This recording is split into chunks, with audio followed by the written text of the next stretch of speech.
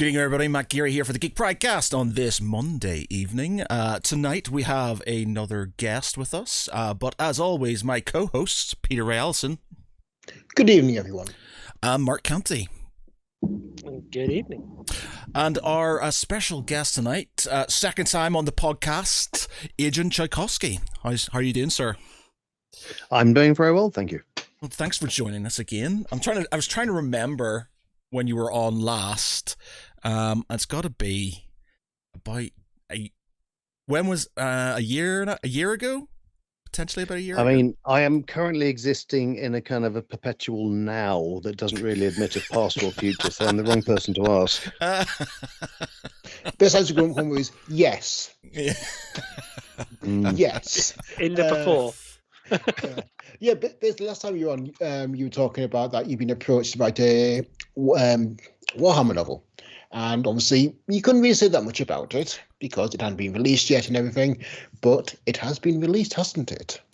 Yes, it was out beginning of this year, I think. February. And that's one of those tricky past-future questions that I'm pretty sure it has actually been released and therefore exists in the world. The day of Ascension. Yes.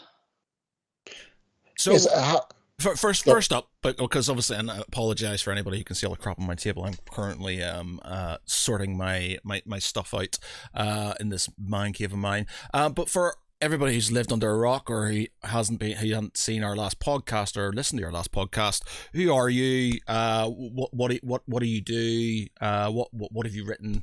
Just for those people. Okay, so I'm Adrian Tchaikovsky. I am a science fiction fantasy writer. I'm probably best known still for Children of Time, which is basically a book about giant spiders from outer space. And I've written a lot of other stuff as well. I'm up to about 40 novels and novellas all told, plus a certain amount of short stories, although short fiction is not really my oeuvre. And an Arthur C. Clarke Award for Children of Time. Yes, there have been some awards. Yeah. Well, I mean, the Arthur C. Clarke British Fantasy Award, 2 British Science Fiction Awards, and a Sidewise Award at the moment.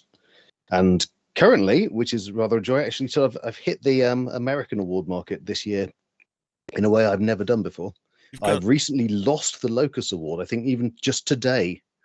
I have failed to win the Locus Award, but the fact that I was even in the running for the Locus Award was pretty bloody good. Wow. And I've got a novella up for in the Hugo shortlist for later on this year, which I will also doubtless lose, but that's still pretty fantastic because I've never got anywhere near those lists before. The fact you have been nominated for this and put forward gives you an indication of the quality of your work that's getting out there. No, it gives me an indication of the fact that it's actually getting to Americans. I don't think it's that too. I mean, this is the thing with awards which are voted on by a particular body of people or membership. It shows that I've actually got the reach in the States that I haven't had before. Yeah. Because it's actually remarkably difficult for a British author to crack the States. So I mean, I can only imagine how much sort of vastly more difficult it is for someone coming from anywhere else. I suppose it's like being in a rock and roll band. You know, you're trying to break the States. Yeah, and that's exactly. And if you can start doing well in the States, it is exactly like that because it's such a huge sort of market, a vast number of readers you suddenly get access to. But there are very, very few. You know, even British authors who are enormously well known over here. Still struggle to kind of get any kind of traction over there. Why do you think that is? They're culturally, you know, because there's a crap ton of American authors. Yeah, I suppose. I mean, they're not. It's not as if they're kind of all sitting there having nothing to read. There's a vast number of American authors, many of whom are extremely good. So it's not really surprising that it's hard to come in from outside and make an impact, even with the benefit question mark of a common language. Because there are a lot of readers, but there are a lot of writers. It's quite a saturated marketplace. Have you kind of had any success in any of the countries, and how does that compare to like the home market? It comes and goes. I mean, early on, basically pretty much the only country I actually did well in was Poland, which I think is still the only overseas market that had the entirety of the Shadows of the Apt translated. There were various other countries that picked it up and put it down. So it kind of, the first few books came out in Germany, and then that died. And in the same way that the series did in the States, because that was my first crack at that, and it just didn't take off, didn't get any kind of any sort of purchase there. After Children of Time won the clock, that started to kind of get translated, and that's now been translated into really quite a lot of different languages. And following on from that, a number of other books also have been. So Dogs of War, I think, has at least half a dozen. Children of Ruin, Doors of Eden, I think, has a few. And recently we've seen some of the novellas getting translated. There's one really fun publisher in Barcelona, for example, who's translating them into Catalan, which is one of the most specialists. But I'm particularly fond of those because they do some of the nicest covers. Oh, nice. So, like, each new edition of the book gets like a completely different cover. Not necessarily. So some markets will reuse. So, like the German market generally reuses the English covers, and certainly most of the US releases have reused the English covers. But so if you get published in France, you'll get a new cover in France for their larger paperback, and then you'll get a completely different cover, quite possibly, for their slightly smaller paperback, which is how it works in France. And I'm still not quite sure how, because although that slightly smaller paperback will be from a different French publisher. So there's a very, very, very different way they approach things over there. Do you have any say in like the presentation of these different editions, or is this something just left to your agent? These days they generally show me the covers before they go out, but I certainly don't have any kind of power of veto or anything over it. So it's this weird thing. It's a bit like it feels a bit like the Prime Minister sort of going before the Queen and saying, am I allowed to enact this law? And isn't it? You can't say no. She can try. Here, what do you think about this? This is this new Spanish cover. So, oh yeah, that's fine. I mean, if you kind of know, if I turn around and said no, I violently don't like this cover, which thankfully has not yet been the case with any of them, it wouldn't make a blind bit of difference because they paid the artist. It's not as if they're not going to use it. It's more of a courtesy. This is just a courtesy. Yeah. I guess it is. I mean, it's very weird. I mean, there's a lot of things that, I mean, certainly even just working in the domestic market in the UK, there's a lot of things that I don't actually get to put my foot down about particularly, but there is a certain politic thing they come, do you like this, do you not like this, this cover, this title, this blurb on the back, and then quite weirdly sort of no, and then they come back 6 months later saying, here's the paperback edition, what do you think of this? And I think, well, I think it's exactly the same as the hardback edition, only slightly smaller and floppier. But it's still kind of presented up as if it's some great thing that I need to have an opinion on, and at that point I'm dealing with other books, and it's kind of, oh, didn't we do this? Yeah, so I'm being very impolitic this evening. I've had a very disjointed couple of weeks. Oh dear. And well, no, I mean, I appreciate it. Like, it's you basically, as I understand it, as the publishing and the writing business, it's like when by the time a book's been released, that it was finished a year ago. It's been going through the whole publishing process. So by then you will run something else and finishing something else. So that's what you're concentrated on. Yeah. Yeah, and quite. I mean, I mean that's certainly the sort of default position. I tend to be, at the moment at least, I'm still fairly ahead of the game, so it's quite possible that will be you can add up to an extra year into the mix as to when I actually finish the manuscripts. So, yeah, it's very odd. You get these, and again, because I'm working with multiple publishers and they all work at slightly different speeds, you get this very peculiar sort of factory world series of conveyor belts feeding you stuff, and the only rule that I've really worked out is that the edits will always turn up at the exact worst moment when you're trying to do something else. Do you take notes knowing full well that that by now that there's certain things people will ask, and it's better to take a note now because you'll be in the middle of 400 other things a year down the line.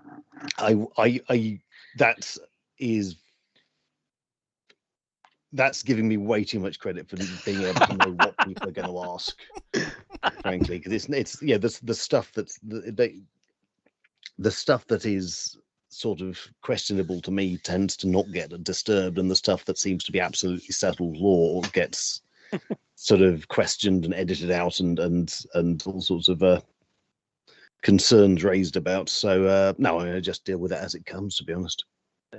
Incidentally, it was the 29th of November. I had a quick There we dig. go. Okay, thank you.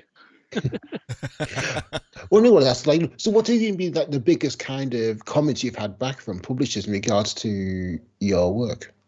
Well, I mean, the main one is that I overwrite, and before I submit my own editing pass, I tend to take quite a lot out, and then the publishers will also then take quite a lot out because I still overwrite even after that. I'm very, very fond of showing how terribly clever I am in building my worlds and universes, and it does slow things down.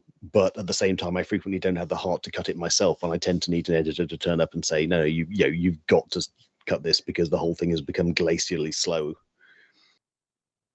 Yes. And the intricate details of how this planet works are not remotely relevant to the book.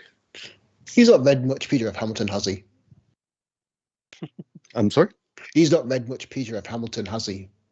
Well, we come from the same publisher, so I think they have to do it. Okay, fair enough. Because his books are huge. I mean, they're little. Yeah, but they're not. I mean, I think they're not generally huge with world building and exposition, which mine would be if I was just let to do what I wanted, I wanted without any kind of oversight. So there was an awful lot more of Hell City and Bearhead than we ended up with then.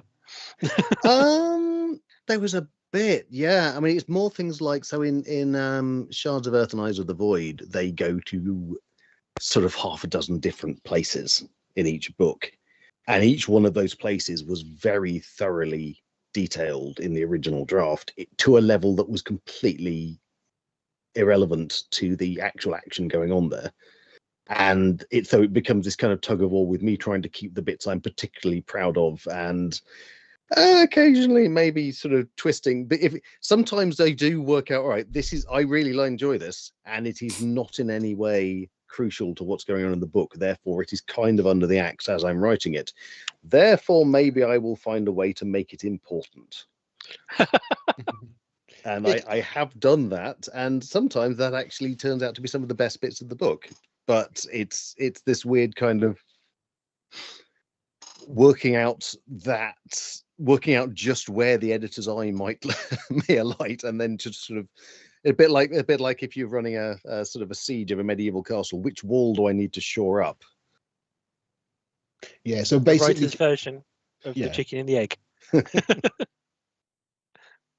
So, I mean, you are, like, as you said, like, incredibly prolific. I mean, you are just, I think it was in Shadows of Absolute, you'd written about the first 3 books before actually submitting any of them. Yeah, I mean, that's not being prolific. That's just actually writing stuff before submitting things. But I mean, the fact that you've written 3 books in advance and then start submitting it. Yeah, I mean, well, that's a special case.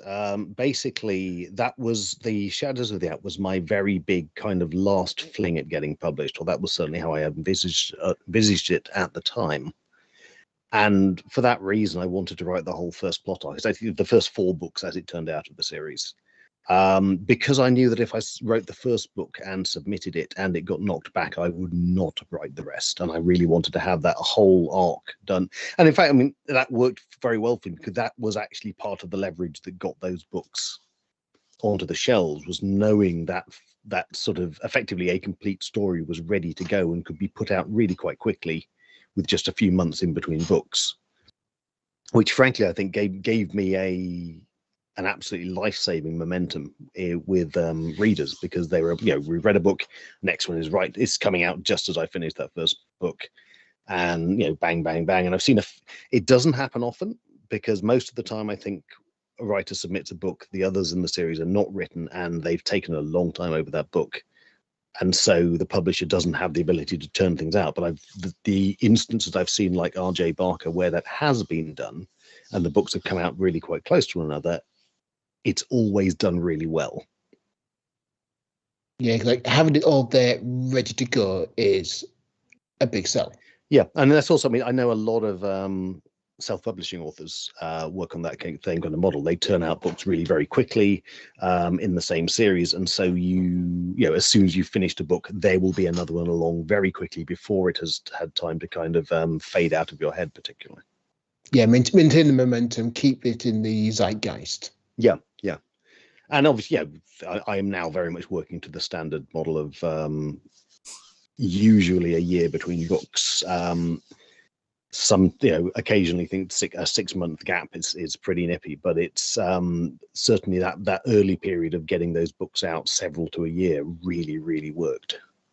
Yeah, good. Get it. And also just kind of establish your presence within the field. Like all these books with your name attached out there in the field. It was, you know. Yeah, I mean, it gets you a bit of shelf space in Waterstones, basically. It's but genuinely, I think it's simply the fact that it was convenient for readers that worked. Absolutely, yeah. And also, you've written for Games Workshop and Black Library. Yes. So I mean, as we currently stand, I've written 3 short stories and a long novella, so 50,000 words, for Games Workshop. 2 of the short stories are still pending, and I'm not entirely sure when those are turning up. Those are both Age of Sigmar setting, and the published short and the novella are 40k. Was the Black Library stuff something you had your eye on, or was it just something that just turned up on your doorstep and they said, "Would you like to do this?" and you went, "Yeah, why not?" Well, no, I mean, I contacted them actually, rather than them commissioning me. It was a combination of 2 things. Firstly, my son had a kind of actually what turned out to be a fairly brief fling with the hobby, which then got me into the hobby, which turned out to be a bit of a sanity saver during lockdown, because I painted miniatures, and that, because I had something at the end of it that I had kind of made that ticked a lot of boxes inside my head, and turned out to be a very healthy thing for me to do. And also, given that I could not for the life of me paint stuff when I was a teenager, when I had my first kind of Warhammer encounters, I now have the patience to do it, and I can actually turn out a reasonably okay sort of miniature. What's your army of choice? What are you? Oh, I have really quite. I mean, my I have a fairly solid Gene Stealer Cults force to fit with the book. And for the Age of Sigmar stuff, I think my absolute favorite are the goblins. All right, okay. I am very much hoping that at some point we'll get some new goblin spider riders and things like that. There were some recent ones, weren't there? Which I know I helped run a gaming club, and there's several goblin fiends that they were quite fond of some of the new spider riders and things. The ones they've got at the moment are quite old. You can tell, because they've even got the old rectangular bases.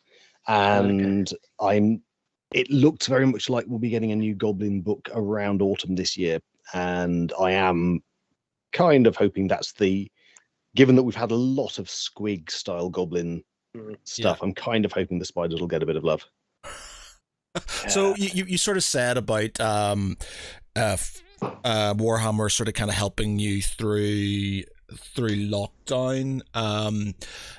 They actually, their profits went up quite a lot during lockdown. I think a lot of people just sort of had, well, I've got nothing better to do. Let's just paint some toy soldiers. Was it something you had been doing beforehand, or was it just something you went, I've got nothing better to do, let's just give it a go? It was a very good matter of timing. I had just started on the hobby when everything kicked off, and therefore it was sitting there waiting for me to just kick off with. I remember just as things were starting to lock down, I had one sort of final desperate run to the local Games Workshop store with all masked up to kind of grab a batch of paints and figures and things. Far from the only one, I'm sure. Yeah, I'm currently trying to downsize my collection. I had way too much. My pile of shame was just mounting, and it was depressing me because it's just like I'm literally just buying this stuff and it's sitting in a pile. So I had like a Warbit a few weeks back, and I just sold a load of stuff. So I collect Space Wolves, so yeah, I'm just sort of kind of trying to sort of kind of cut down my backlog and stuff. I've got I do a sort of kind of a semi-regular sort of like hobby podcast called the Hobby Hoarders podcast, and we set each other challenges to paint stuff each couple of weeks and stuff, and that's been very helpful to sort of kind of get me back into actually doing some painting.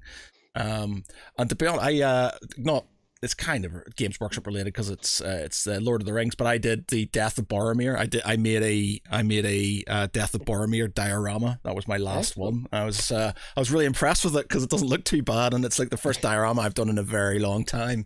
So yeah, and that was very good. I must admit, I've got some of the Iron Head spots ready to grab at some point soon, so I can have a play around with those from the new release from this weekend. Because hey, it's been an awfully long time, hasn't it? Well, that's it. That was the whole thing, man. It was just like they were bound to bring squats back. This whole like they're never going to do it because the Tyranids destroyed them, and everyone you talk to is like, no, they were destroyed by the Tyranids, and you're just like, they're gonna come back. Why wouldn't they bring them back? It just doesn't make any sense money making wise. I'm gonna say as quite aside from the I mean, I also just today picked up my set of the Necromunda prospectors that they brought out, but the new backstory for the actual full-on 40k ones, the League of Votan, is very good in the way it interacts with the existing 40k lore. That's someone's put a lot of very clever thought into that to make some interesting sort of stress lines. Well, they'd have to, because obviously if they just throw them in like anything, you're going to have a bunch of neckbeards, so you're just going to sort of kind of kick off. You know what 40k fans are like. They're never happy, so that somebody had to put a lot of thought into it.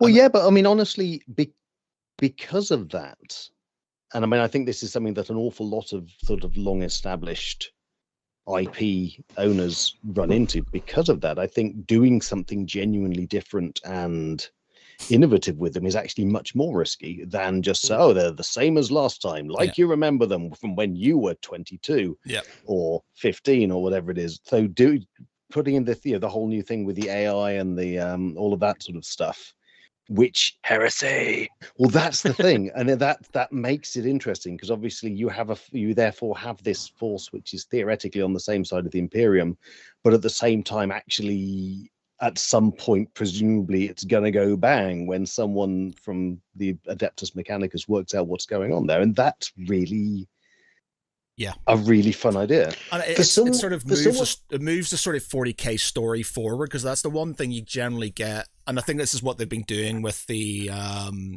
can't remember the set of the new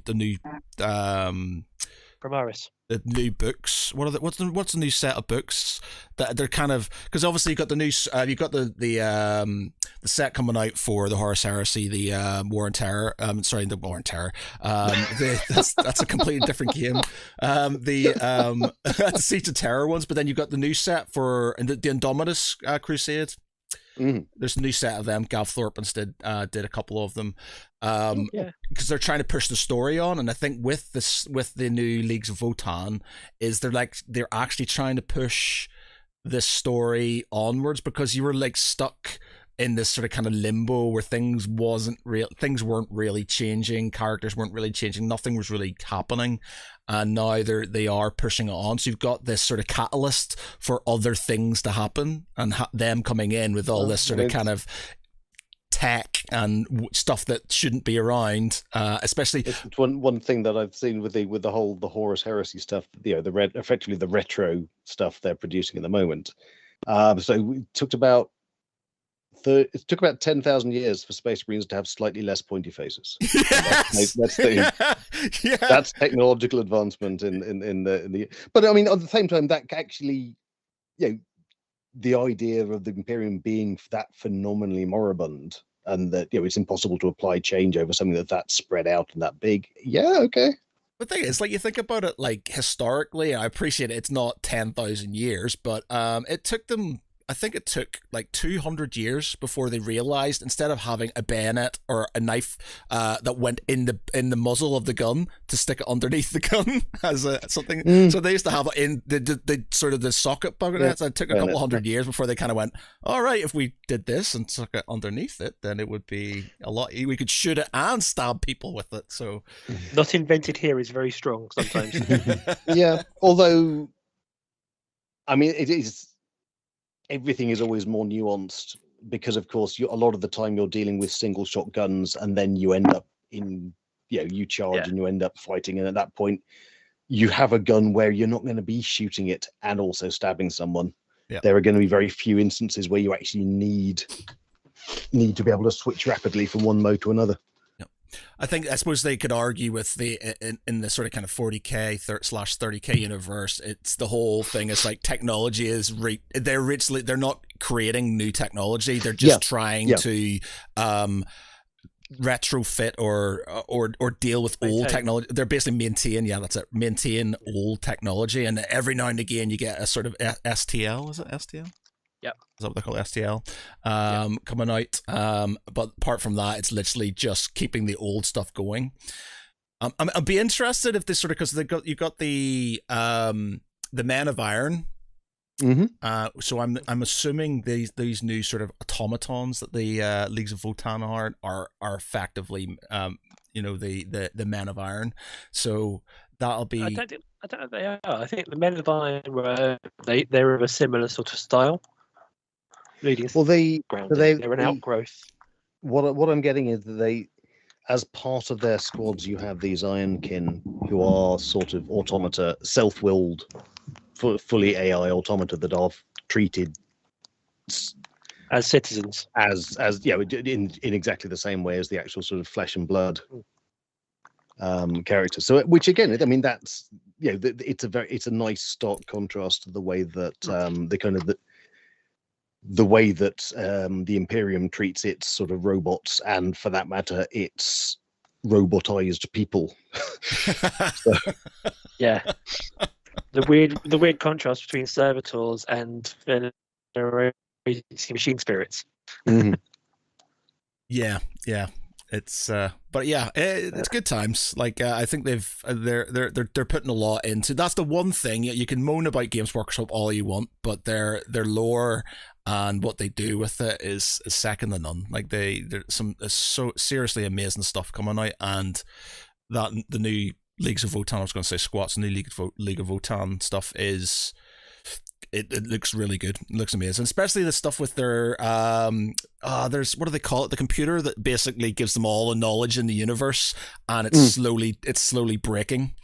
And I think the Votan. Yeah, the Votan. That's it. Yeah. And I think that sort of is a really good mechanic for story driving for later on. It's all in there, but it's buried in crap. They've basically all got a palm top strapped to the wrist. Is that what you're saying? They've got a 20th century palm top. That'll be interesting though, because the thing is, right, because the Necromunda guys are called squats, so they are squat things, whereas these guys are Leagues of Votan. So I'm not sure, are they counting them as separate? Are they a part of the league? Are they separate? I assume it's like an offshoot from way back. Yeah, I think that's the way they're spinning it. Is that they spun off of the leagues and settled on Necromunda way back, and they've been cut off. So they turned up as sort of salvage guys, and they just kind of stayed. And they even call themselves squats now because they've just taken it on as a badge of honor. So they have some similar stuff, but it's slightly different rig in how they do things. Yeah. Well, that would be an interesting book or story for Black Library. Actually, is as a meeting of those two estranged branches. Honestly, I was talking in a WhatsApp group about that, and I was just like, that's got to be a thing at some point in time. That's definitely a story arc right there. I mean, I am wondering if they want anyone to write anything for the Dust Waste Nomads, because I am all about riding giant cricket things all over. Seriously, man, like the first thing I thought of when I saw those, I was just like, Adrian Tchaikovsky, he'd love that. I bought and painted those as soon as I physically could, and they were a lot of fun to do. Do you actually play dear. Necromunda, by the way? Do you play Necromunda? Or? I don't play any of the games. I not because I specifically don't want to. It's just the opportunity isn't there. Yeah, But yeah. also, building and painting is very much what I find I really enjoy. Do you actually enjoy the building of it? Because it can be slightly tiresome, or is it? I really like building as long as they are well designed, which is usually the case these days. But every so often you come across something that just does not fit fricking together. Or the alternative with some of the newer GW designs is the tiny little pieces. I remember when I tried building the Goliaths from the new Necromunda box set, and there's one. The heads are 2 pieces, and then you have a little cigar for one of them you have to put in, and it is that big. And then I was talking to another friend who's just bought a bunch of stuff for his Skaven army, and one of the new Skaven, the head is in 3 pieces. Oh god! It's a 28mm rat, and it's the middle of the head and the 2 extra. You have to try and get it all lined up and held together. I have to be in a very specific mood when it comes to building stuff, because it's like some days I don't mind if I'm sitting there watching something on TV and I'm just sitting there making away, it's fine. But if I feel like I have to make things because I'm going to do a tournament or I need to paint something, and I just hate it. It makes me feel slightly nauseated. I need something like that to get me going. I mean, I've had a few things where we've done exhibition events or we've had tournaments set up where it spurred me to make a dent in my grey pile. I've got the Aliens Another Glorious Day in the Core board game, and each of the miniatures is in 10 parts. Yeah, man. That's the reason I didn't buy it. I know. I've got it up there. I can't play it because it's just I have 3 children. I don't have time to assemble all of them. That's where you get eBay, man. See, actually it wasn't. It was Facebook Marketplace. Somebody sold it with them all made, and I went, right, bought, got it. Now I can play that game with them all made, and I don't have to build all those bloody aliens. I've never come across that on a board game before. Yeah, it was quite surprising. Yeah, it's by a company that has a history of doing war games as well. So I think that kind of mentality carried over, but it's really annoying. It really is annoying. I'm one of those people that I want to play games. I'm not bothered. I can't paint miniatures. I literally can't. Yeah, contrast paints, mate. Yeah. Oh look, I get a spray can, spray them all black, and go right in stealth armor. Yeah, well, the thing is, man, you can get away, especially with contrast paints. You can get away with a lot more. And I personally have this sort of whole I'm never satisfied. So I have got some stuff. That's not actually, it's pretty well painted, but for me, I'm just it's just not finished, and I can't finish it because I'm feeling like if I do one more thing to it, I'm going to ruin it. So it sits on my shelf, being in my mind just unfinished, and then it's just so annoying. And my mates go, because when I turn up the games, I have them in cardboard boxes and sort of plastic bags and stuff, and I just don't give a shit. And it's like, why have you got this stuff in there? It's so painted so well, and I'm just because it's not finished. It doesn't deserve to have its own little fun thing. It doesn't. I've got the opposite problem with my first army. I started collecting when I got back into it was Crimson Fists. So I started off painting them in one scheme, and they discontinued Necron Abyss that I was using as the base color. So now I use Cantor Blue. But have you ever sat those 2 colors next to each other? Necron Abyss is a really deep, almost a blue black, whereas Cantor Blue is a fairly just a mid dark blue. And so at some point, I know I've got to strip all my old stuff and repaint it. Oh. Yeah, I've got a. So I started collecting Space Wolves instead with all my spare power armor. Well, see, this is it. So I have my own specific Space Wolf chapter called the Dire Wolves and stuff. So it's actually not Dire Wolves from Game of Thrones. It's Dire Wolves from Mech Warrior. The sort of kind of one of my favorite mechs was called. It was the Dire Wolf. So when I first started my Space Wolves army, I was like, I need to think of what they're going to be called. They're going to call them the Dire Wolves, and they've got this sort of kind of slightly off blue. It's grey, but it's got a tinge of sky blue to it, and it's a Vallejo paint and air paint that I use, and I'm just shit. If they ever discontinue this or they don't use it, I'm fucked. So I literally, I have bought so much of that paint. Every time I see it in the shop, I'm like, buy, just on the off chance that because one day, if one day comes along I decide, you know what, I'm going to paint my Space Wolves, and I haven't got the paint to match the ones I've actually done. It will drive me crazy. I'll absolutely go mental. So it's just like, so I've just got so many little bottles of that stuff just there, just on the off chance that I go on a painting spree, and I have the same color scheme for my whole army. Actually, so it comes down to a nice segue into the book, into the Gene Stealer Cult book. So I'm assuming you quite like the idea of the Gene Stealer Cult because of all this sort of kind of the gribblies and the nasties and the insectoid type things that come with them. You know what? I'm going to say I do not find the Gene Stealers remotely insecty. Oh, okay. I know that a lot of them have 6 limbs, but that's as far as it goes. There's nothing insecty in the way that the heads work or anything like that. For me, it was the social aspect that was much more interesting. The idea that you have, so essentially, the Day of Ascension is about this sort of insidious ideology whereby all of these human lives are fit for nothing but to be kind of rendered down to feed this enormous, devouring, ever kind of grinding organism. And up against that is the Gene Stealer Cult. Because there's basically the point of the book really is the Imperium, especially the Adeptus Mechanicus and their attitude to human life, is not really either different or better than the Tyranid Hive fleets. It's both the idea of you take a vast number of human lives and you feed them into this thing so that it can keep doing the thing it's doing. And that's basically what the book is about. So the Imperial Guard just keep feeding bodies. Yeah. The only real difference is that at least up until the point where the teeth go in, the cult kind of care about you slightly more.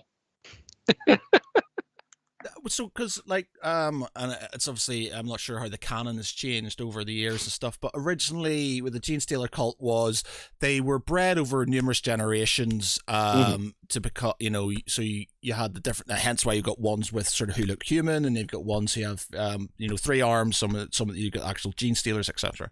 Because they infiltrate planets and they're there for hundreds of years. Yeah, and over the generations, they weirdly, as the cult grows, the individual members of the cult, effectively they are more human and weirdly therefore less powerful in terms of just sheer punch in a fight. It kind of dilutes out, doesn't it? There's a point at which pure strains become apart for some people, but there's points at which the rest of it dilutes out, so they can pass more easily, can't they? Yeah. And so I'm dealing with the cult with the main cult point of view character passes well enough for human that she works as a kind of a minor servant in the planetary governor's sort of palace, so you've running errands and things like that. So you've got this whole thing where, from my understanding of the Gene Stealer Cult, is that they're sort of kind of brought up to believe that the Tyranids are their saviors. They will come and sort of help bring freedom to their planet. And what really happens is they get devoured by the Tyranids when they land. Effectively, it's sort of yeah. So the belief, certainly in Day of Ascension, the belief is the space angels are going to come from space and they will take us all with them into space, which is technically true. Right. Okay. I understand. Right. Okay. But it is also, at the end of the day, it's that or it's being worked to death in the mines. And therefore, there's a certain virtue to being part of something bigger. In this case, literally. Yes. So that's the thing, is I quite like that sort of kind of gray area. So in theory, in your book, they are the good guys. They're the rebels fighting, raging against the machine. Yeah, because it was a really interesting challenge, because very, very obviously, as far as their place in the in the canon goes, they are not only bad guys, they're kind of almost the baddest of bad guys. because it's the idea of, it's reducing everything to biomass to produce more kind of enormous world devouring monsters. And so how do you sell that? How do you sell that as people seeing themselves as the good guys? And in fact, actually, it comes over very well. And the more you look at the way the Imperium worked, actually, the comparison, I think, very much bears up, because what is the Imperium doing for people? It's exploiting them so that the Imperium can go on. Why does the Imperium want to go on? It's not for the benefit of the people in it. It's not for the benefit of anyone, really. It is this enormous kind of space bureaucracy and military that exists purely for its own time, purely for its own promulgation through time. In exactly the same way as the Tyranids. The Tyranids do. Yeah. Nobody in the Imperium is having a good time. I mean, maybe there's like one rogue trader captain who had a good day once, and that's but even then, if anyone had found out about it, he'd have been burned at the stake for heresy. The Space Marines are not having a good time. The Adeptus Militarum, my God, they're not having a good time. Nobody's having a good time, because the whole point of the Imperium is just to have people as a resource, and therefore, it's. I mean, weirdly, if you want to find anyone having a good time in the entire 40k universe, you've got to go outside humanity. Well, you think he's arguably the only real sort of kind of, or slightly good guys in 40k would I suppose be the Tau-ish. Yeah. In a way-ish. Well, I mean, all right, it's an ish, but they're still way closer to it than the Imperium, but I mean, I do wonder we're talking about the Leagues of Votan, whether that doesn't sound like such a bad deal. They've got their problems, but at the same time, it sounds like the quality of life for your average sort of league member is probably rather better. To be fair, though, you're talking about if anyone in this 40k universe is having a good time, I'd say the Dark Elder. Of course, because they're out there on various things all the time. Yeah, but they're always worried about Slaanesh taking their souls, isn't it? That's their sort of. But also, they kind of remind me of that, like they're like that sort of 70-year-old hippie who is desperate to show that they're still cool and happening, and is kind of taking ever more dangerous doses of their favorite narcotic because they've got to keep in with the kids. Orcs. The orcs have a good time. That's it, because the orcs are. I mean, what they're not are. good guys, but they have a good time. They are what they are. Yeah, I mean, everyone, even the other kind of nominal bad guys don't seem to much enjoy it.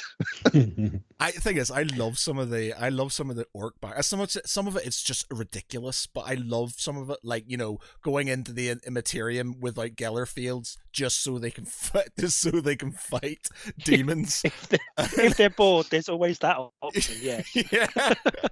It's just like, it's ridiculous, but it's so good. Some of it, the fact that they think something works, so it does. And it's insane. There's that story. Related news.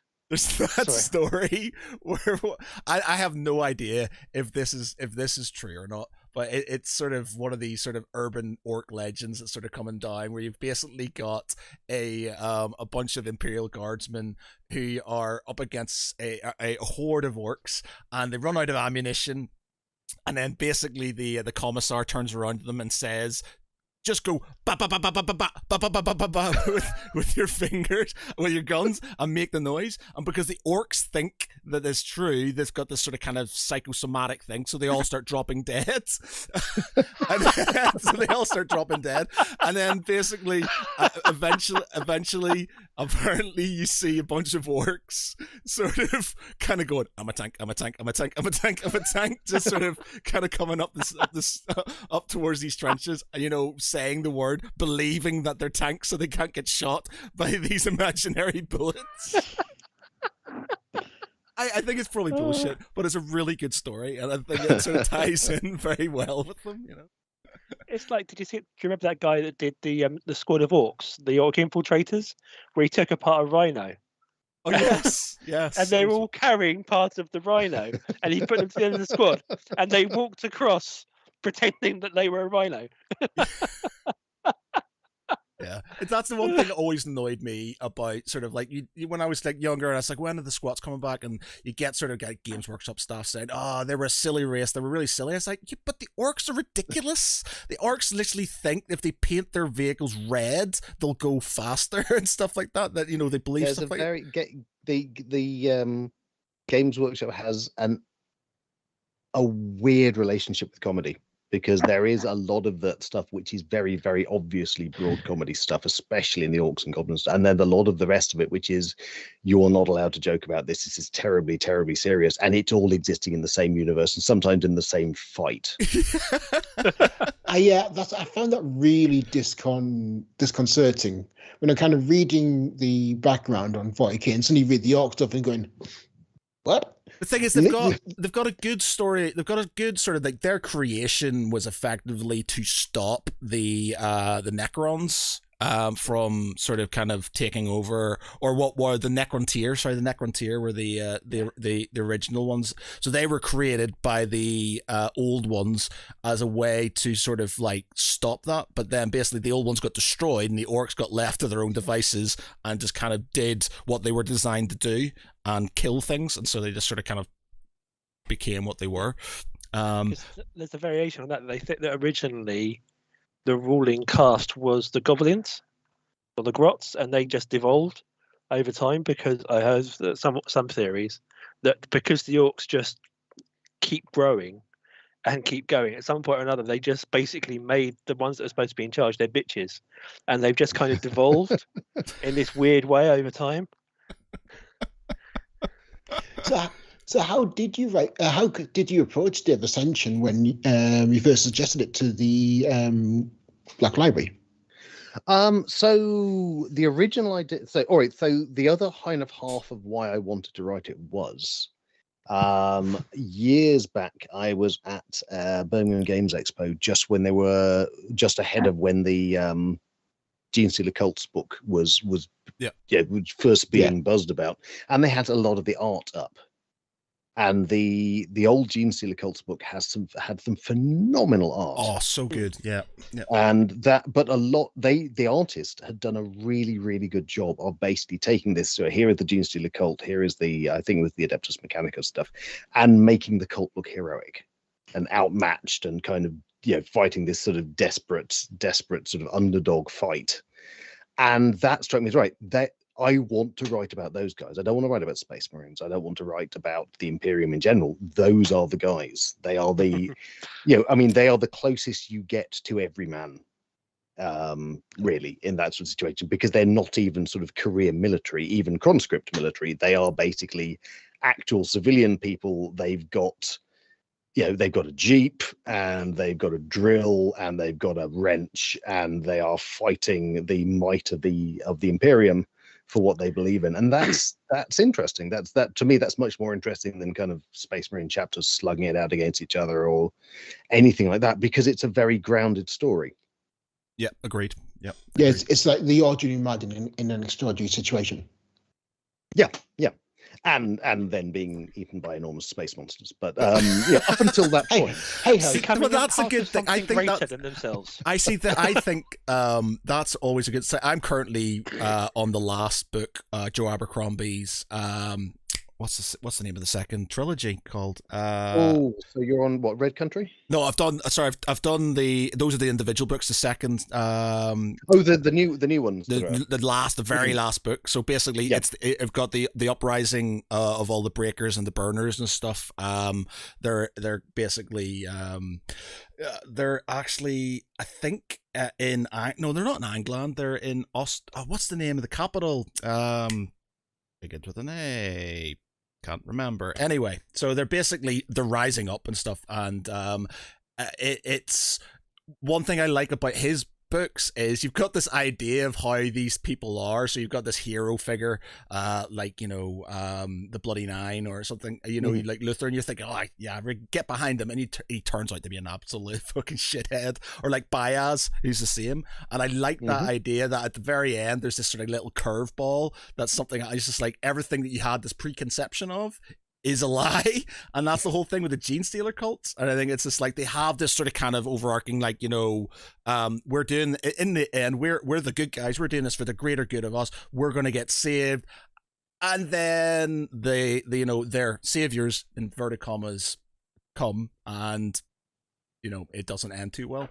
I like that sort of edge to it. I like that sort of kind of curveball ending to things and stuff. I can't get enough of it now. Because they've done that in a couple of other places. I was catching up. I'm a bit behind on my White Dwarfs, and they had one of the short stories they started running in there now with the Imperial Gardener Transport, the Red Emperor one. Have you read that one? No, I don't think so. Where there's this idea that there's the they're sort of between places, and they've had a really bad run, and it's like there's heresy going on, or there's worry, and they've lost so many people, and the commissar's telling them they have to have a purge because it's getting out of hand and we have to crack down. And they end up falling to Khorne because there's this idea that the Red Emperor cares, and the Red Emperor just wants you to be who you are and to look out for each other. Whereas all the Emperor wants to do is to put you down and to kill people senselessly to keep in control. And at the same time, you've got a concept, isn't it? What you're going for. And again, I think for me, the 40k universe works best if you basically accept that the Imperium was the bad guys, and that most of the competing philosophies are all kind of horrible, but they're not actually more horrible than the baseline sort of imperial religion. Because it still wants to get you killed.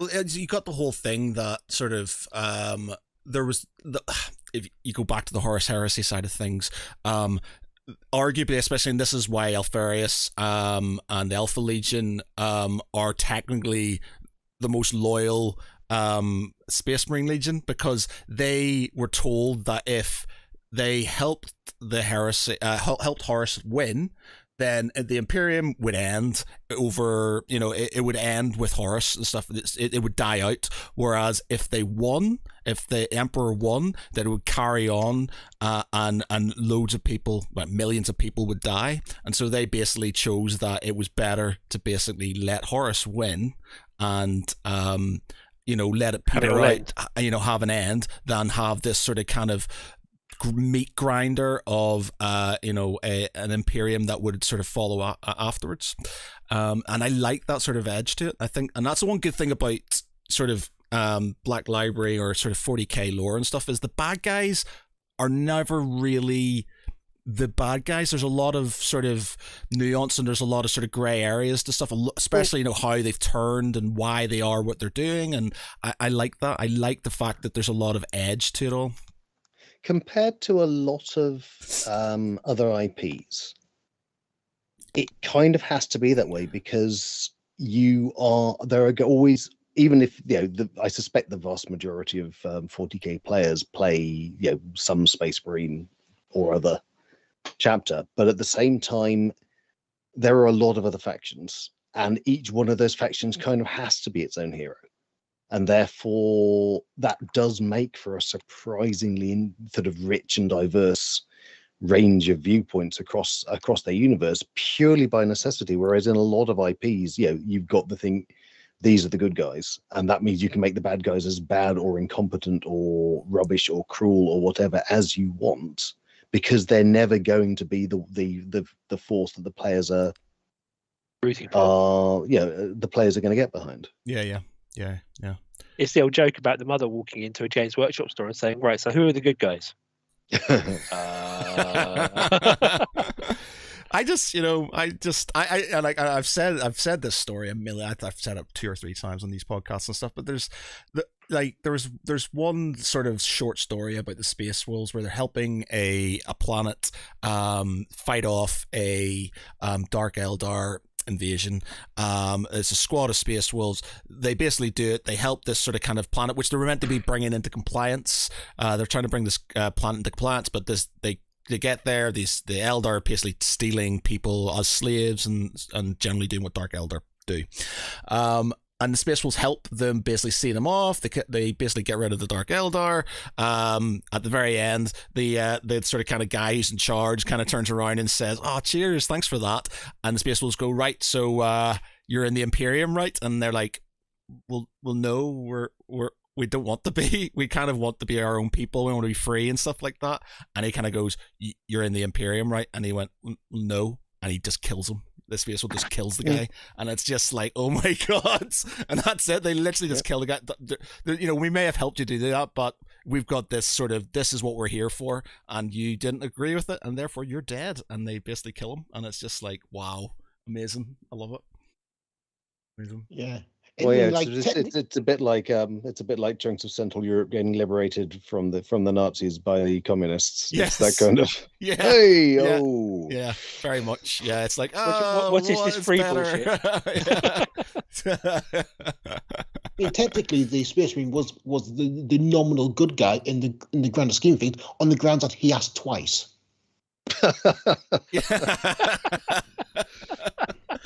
Yeah, it's just like there is like, obviously I think you get sort of, I think they have morals, but it's a very sort of kind of warped moral. There's like duty and sort of service to the Emperor is very much, part of that, and there's literally no sort of personal ethics. I'm not sure that's morality so much as just a command prompt, frankly. Yeah, but yeah, maybe. Well, it is easy to forget that they are extensively hypnotically conditioned on a regular basis to make sure that they don't think outside of the box with Space Marines and with an awful lot of other. See, that's what you have with the Thunder Warriors, you see. So I think that's another sort of kind of area which I think they've dabbled in now and again. But the Thunder Warrior side of thing would be a really good sort of kind of a place to go, I think, because that's obviously. I think they were killed by the Custodes at the end, because there was like, well, maybe you think a bit too much. Maybe you're not what we want, and so they sort of they're a means to an end, weren't they? Yeah, and you got rid of them, and that's what I love about the Emperor, because he's human and he's fallible, and especially in the newer books and stuff, is he human? He's a perpetual, so arguably he's immortal. No, he's he is immortal. He's a perpetual, but he's had a wife, and he's like, I can't remember her name, but she's in one of the books, and it's like, and she's, there's all kinds of stuff like, which basically makes him. You had this sort of, when you first grew up into sort of kind of the Warhammer world, like the Emperor is this literally a god who can do nothing wrong, but these books basically make him fallible, because he makes mistakes and he does things because he thinks it's for the best, but it causes issues for other people and things like that. And I like that. I think, the way he treats, especially in Master of Mankind, the way he sort of refers to the Primarchs by numbers and by, they are effectively tools and stuff. And it's just like, I like that. I like this sort of thing, because it gives him humanity. It makes him a human being, and he's fallible, and he's not always right, and he makes mistakes. And I love that. I think it's great. So, what was the reaction when you submitted the book to Black Library? What was their take on it? Because so I'd done the short story first, and originally the idea was that the short story would be a direct forerunner to the novella. But that, as it happened, that didn't work out, mostly because there were some things I wanted to do with the novella that I was told, that doesn't work in the law. Therefore, you need to take things in a different direction. So there was quite a lot of backwards and forwards. Working out where the novella would actually be. So originally it was going to be I was kicking about the idea with having, can I have a sort of a fallen inquisitor who is trying to use the cult, and that there were, for a variety of reasons, that didn't basically work for Games Workshop. So let's have the Adeptus Mechanicus instead, and make that the kind of and I think that did actually work a lot better as a kind of the two opposed forces, because they are, I think that side of the Imperium as a kind of a user of human resources is much more on show with them. So that I think was a much more useful sort of narrative tool. But it was, I had a lot of I had a very, very heavy edit on that first short story. The edits on the novella were then lighter because I was kind of already anticipating the sort of, ways things would go. But and so rather than being lore based, it basically just came down to a few structural things. Basically, sort of like, you've got this thing here. We don't really get to see it in a fight. Can we have a fight where it is involved and that kind of thing? So there's one of the characters, one of the AdMech characters has a Castellan robot. Yeah. And originally it didn't really do much in the book. So look, we really want to get that in a fight, and let's have and.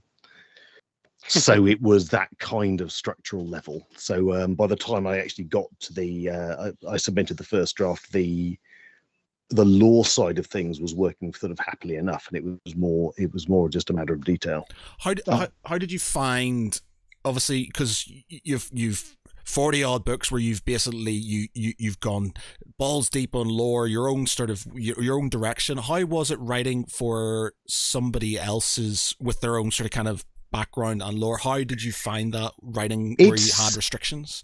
Very different, and it's much more difficult because because you don't have that freedom. And I mean, there's always a certain amount of left wall going on, whether it is that you have to fit in with the other stuff you've already written, or whether it is that you have to fit in with real world science or something like that. But in this case, obviously, it's fitting in with this decades and decades of existing lore. It must be one of the really big, long running sort of IPs out there. So yeah, it was definitely a bit of a different mental space I had to get myself into, and it was that first short story that really helped me fit in, so that by the time I started on the novella, I was kind of pointing in the right direction for it. But I mean, one of the big advantages of 40k, or for that matter Age of Sigmar or anything like that, is there's a lot of space. You can go and find a part of it that people haven't sort of extensively trodden over. That is still something that the IP holder, the company Games Workshop, wants to see. The reason I suspect I would not be terribly happy working in a lot of IPs is I don't want to play with the big names.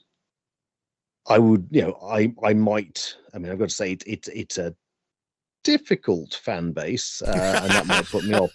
But no, this is not 40k. I mean, I might. The 40k fan base are sweethearts compared to, say, the Star Wars fan base, because they are very, very divided and very vocal.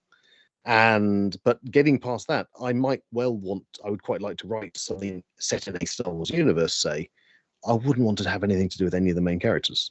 Yeah. And I don't think that's what they're particularly interested in. I know that there certainly have been new characters to come out of the comics and come out of the books, but they come out of a relationship with existing characters. So, for example, to the best of my understanding, Kevin Scott's Dr. Aphra, who is a very popular new Star Wars character, comes out of basically turns up out of a relationship with Vader. Yeah. And so, but I am not, it's in the same way. I'd love to write a superhero comic. I don't want to write for any existing superheroes particularly. And that's or at least there are the very small list of them that particularly grab me enough. And I suspect they're already very committed doing other things. I want to do my own stuff in the universe, because for me, it's always about the universe. That's the interesting thing of any particular property or setting, is the universe and its concepts, not those individual characters. And while 40k has its individual characters, like the heads of various sort of Space Marine chapters and so forth, they are proportionally a much smaller part of what is going on than, say, the main characters in Star Wars or the Doctor in Doctor Who or something like that. Have you ever read any of Peter Klein's X Heroes series at all?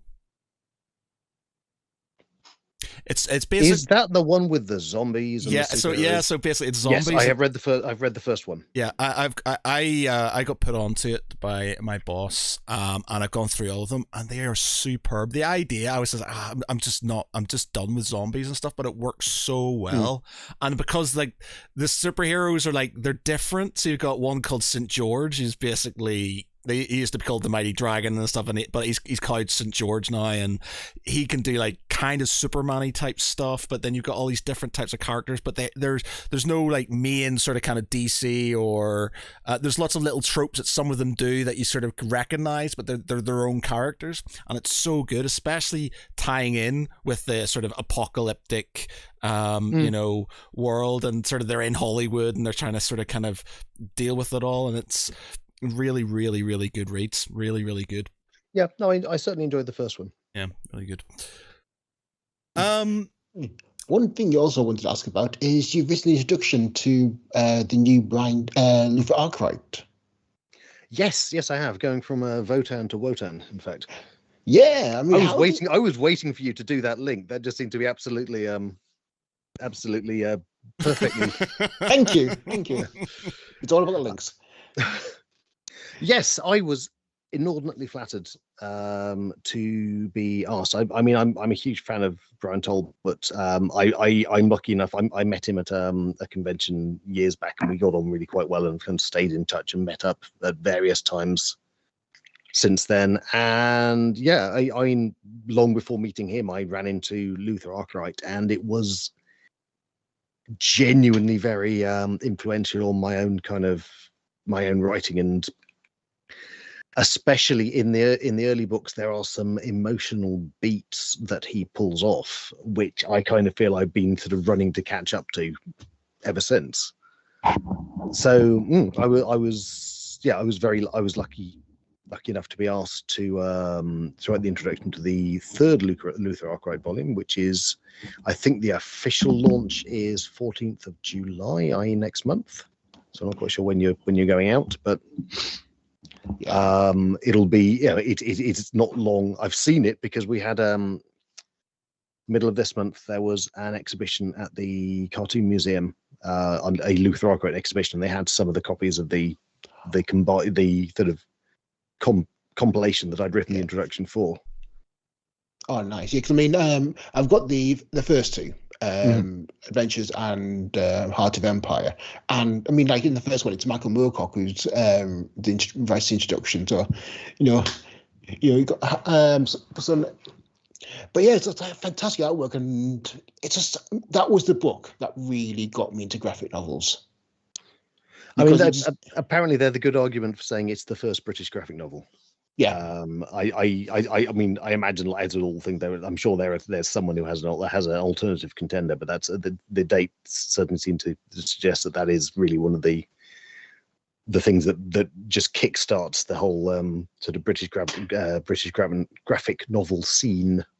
Absolutely. Yeah. I mean, like they were first released as single issues in the 70s, and I remember got my copy of the actual graphic novel early 90s. So in time, and it was published by Dark Horse. So it's entirely possible that they are the first English graphic novel, and as first go, it's fantastic. It really is a piece of art in and of itself. I mean, just the sheer attention to detail and the that beauty of the artwork is fantastic, and very political. I mean, I was just rereading it today while I'm speaking to Brian Talbot tomorrow, and yeah, it's still 30 years on, it's still absolutely relevant. Yeah, and it's interesting. I mean, his work in general is very political, and certainly a lot of the stuff he's done with his wife Mary Talbot, that she's written and he's illustrated, is she's written a number of sort of feminist biographical pieces which have been extremely well received. Suffragettes.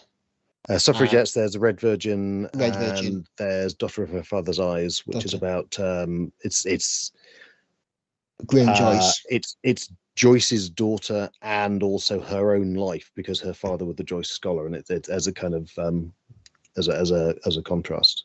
Yeah, I was chatting to Mary once, and she said there's like a picture, like a drawing of her by Brian, with her wearing a cloak, and apparently that was the cloak she actually had when she was that age, which is a nice little touch. And also there's released Rain, which is all about climate change. Yes. In Hebden Bridge, and I had friends that live in Hebden Bridge said, yeah, that's pretty accurate. So I mean, what can you say anything about the new Luther graphic novel? I don't think it's for me to say, to be honest, except that it's extremely good. Okay, I've seen some pages of it. It seems to be like going back to black and white of the original rather than the full color Heart of Empire.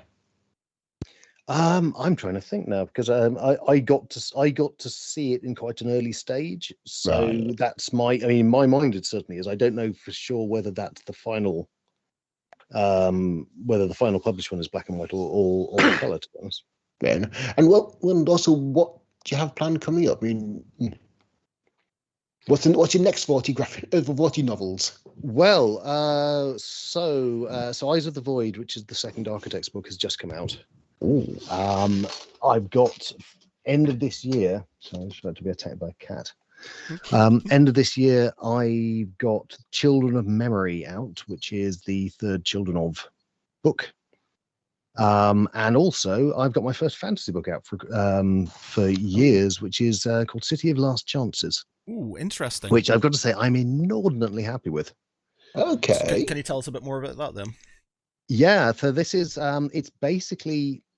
it's set in an occupied fantasy city. It is a book about small people in a fantasy city rather than big heroes, but at the same time it's quite high magic. So that, for example, it's industrial, you've got big factories, you have trade unions, in fact, which is quite topical at the moment. So it's probably not the only fantasy book with a trade union, but it's one of the few. But the things powering the factories are demons, and so an essential part of your trade union structure is you need a whole group of people who summon and bind demons, and that's just an industrial skill that you get people in to do.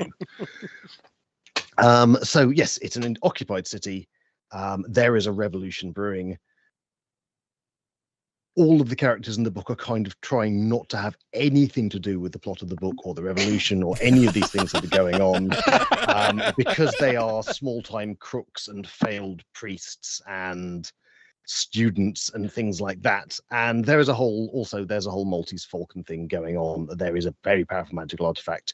Nobody knows who's got it. Someone has got it, and the occupiers want it, and so do a lot of other people. And so it's a bit of Les Mis, and it's a bit of Casablanca, and it's a bit of Maltese Falcon, and it's a bit of just general high magic chicanery. And I wrote it without, although I built the world, but then I didn't plan the plot. Okay. And so, normally I plan things to within an inch of their life. In this case, so I am just going to let this run, and I will skip from character to character and just build the living world of this city as all of these events arise, and as you're seeing them kind of out of the corners of everyone's eyes, they're trying not to have anything to do with them. That sounds absolutely amazing. Yeah, man, sounds right. Also, it's had a cover reveal recently, and the cover is beautiful. Oh, I want to check that out afterwards. What's it called again? Sorry. City of Last Chances. City of Last Chances. Brilliant. Awesome. Okay. I'm guessing from your alarm clock, you may have to go soon, so we'll not keep you much longer. We generally end the podcast now with a bit of a quiz. It's for the TikTok. It's for the TikTok massive, for all the things. Basically, we stole. I mean, we inspired by a guy, a group called Straight Shoot, who do stuff about Guess the Wrestler. We do it basically guess the character. So you pick a franchise from geeky, it can be Marvel, DC, Star Wars, Warhammer, whatever. You pick a franchise, and then you've got 60 seconds for the other people to guess who the character is. We would ask you to sort of think of an IP of that you favor. Think of a character, and then we would try and guess that. We would try and guess that character. For an example, I will do one for you, so you know how it goes. Let me get my timer out. So, I'm not sure if Pete's going to know any of this. Well, I don't know, actually. We'll see. You said you're in the Age of Sigmar, so I'll. Oh God. That's me out. I don't know if I could actually name any actual characters. All right. Okay. We'll leave it there. Apart from Sigmar. Yes. Is it Sigmar? It is that not the answer? Sigmar. It was going to be. It was going to I'm be. out. It was going to be Bellicor. The way he sort of he sort of Demon straddles Is he a 40k. demon? He straddles 40k and an Age of Sigmar. He's the Dark Master. I think he's like one of the big sort of chaos Demons. Demon big- Prince. yeah, demon princes. Yeah. All right, we'll say something else. I've got one. All right, go on then, Pete. Go on. Okay. In Star Wars. Okay, you're always your Star Wars is always your go-to one, man. Star Wars. Okay. Yes, there's a reason for that. Okay, Star Wars. 60 seconds. Go. Original trilogy. Yes. In the new ones. No. Legends. Prequels. None. In the and Legends. Not in the Legends and not in the prequels. Right. Just the movies. Just Just the movies. the movies. Okay. Imperial. Yes. So they're Imperial in the original films. Yep. Did Are they get choked by Darth Vader? No. That narrows it down quite a lot. Are they an Imperial officer? Yes. Are they Grand General Moff Veers? Tarkin? None. General Veers? Nope. Grand Moff Tarkin? Nope. Oh man. God, I'm trying to think of Imperial. Admiral Piet. Yes. Oh, get in. Does he not get choked at least? No, 'cause he survives. 'Cause he replaces General Veers. Yeah. So no, he replaces the previous animal that gets choked. Yeah. No. What's the guy called? And one of the few that survives. What's this? Oh, what's the guy called? What's the guy? How does he survive? He's on the Super Star Destroyer when it gets blown Well, up. he survives Empire Strikes Back. I just say survives. Vader. He survives He survives Vader. Vader. Yeah, very good. I mean, given how they run the extended universe, it wouldn't remotely surprise Admiral me Nita. that Admiral Nita. He replaces Admiral Nita. Yes. Admiral Nita basically fucks up, and then he's just like, apology accepted, Admiral Nita. and then he sort of gives it to Admiral Piet, who I've met. I've met the guy. I am going to be supremely geeky and say that he replaces Admiral Ozzel. Captain Nita Yes. is the one that lets the Falcon get away and does do the apology accepted, but that's Piet's Exactly. Yes, because Captain I am Nita. that much of a Star Wars. There you geek go. as well. Wow. Yeah. Okay. Yeah. Captain Nita. It Exactly. is Captain Nita. Yeah. You're right. You're right. You can imagine the little sign on the side of the Death Star bridge, on the side of the Death Star Destroyer bridge. It has been how many days since Vader last killed someone? Okay. Yeah. It wasn't. So what was he even? Was it Admiral Piet? Then is it Admiral Piet or is it? He does because he becomes He- the admiral He after becomes Ozzel. Admiral. Yeah, he starts yeah, as yeah. captain. And then he becomes an admiral. replaces Nita. No, he replaces Ozzel, who Ozzel. is the guy from Grange Hill. Ah, yes. All right. Okay. Yeah. Mr. Bronson. Yeah. Okay. All right. Mark, have you got one for us? Oh. Okay, I'm gonna go back to the 80s a bit. I'm gonna go Transformers. Ooh, interesting. Our first Transformers one. Okay. Transformers, 60 seconds. Go. Decepticon? No. First generation. Yes. So obviously Autobot. Yes. Okay, so it's not going to be any of the sort of kind of sub factions that are sort of around there. So Autobot. That's why it's first generation. because Yeah. that Do faction's they- kicked in. Do they transform into something with wheels? Yes. Okay. Is it Hot Rod? No. Uh, First generation. oh yeah, because he's from the film. So, Is it Jazz? No. Okay. Is what- It's That's the what I first was gonna say. Transformer I ever owned. Do they turn into a vehicle that might be owned by a private individual as opposed to an organization? Yes.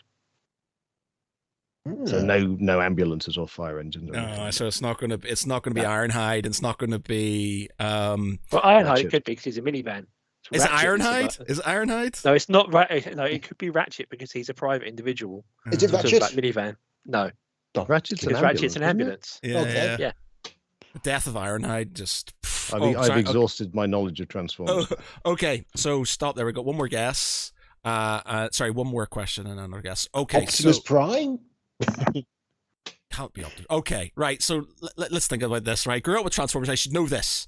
Okay, so we've got Autobot. It's got four wheels.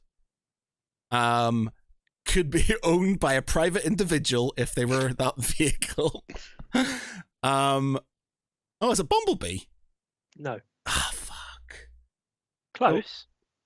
This is going to really annoy me now. Go on. You haven't had a guess yet, Pete. You haven't had a guess yet.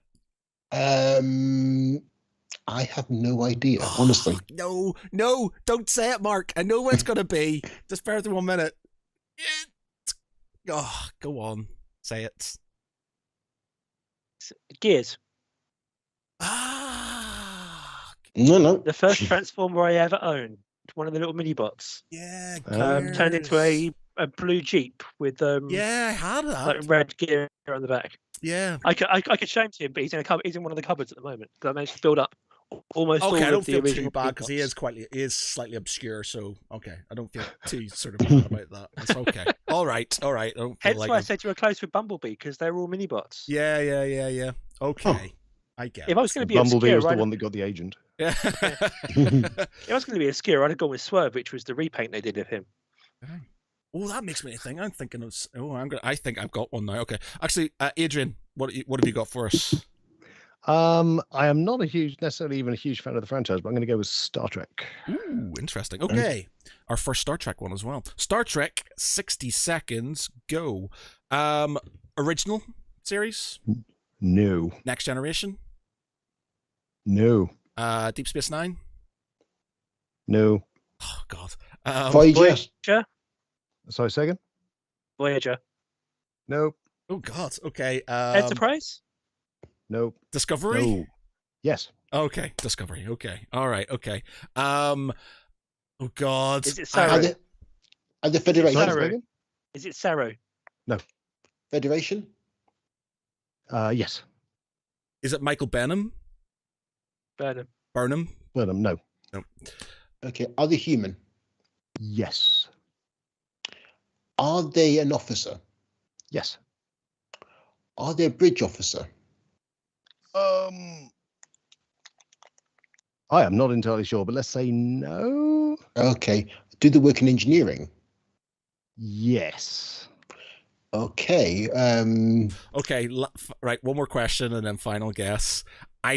There's two people I'm thinking of. Male or is it male or female? Male. Okay. What's his name? I know. I'm having the same problem. What's his name? The guy. Timothy Leary. What? The engineer that's basically Timothy Leary in Star Trek. What's his name? Yeah. He's the one who goes into the bloody. He's the guy who sits in the. Yeah, and I can't remember his name. I was just watching. I started watching Series 4 on Paramount Plus like yesterday, and I should be able to remember this, and I cannot remember his name. Oh, it's there. It's right there, man. It's right there. Gee. Oh, you're gonna have to tell us. It's Stamets, yes. My favorite Discovery character. The Star Trek equivalent of Timothy Leary. I'll take your word for that. I very nearly went for the tardigrade, but I thought that probably wouldn't. Yeah, the tardigrade. The tardigrade. Right, my one, I guess. Okay. All right. I'm going to go for.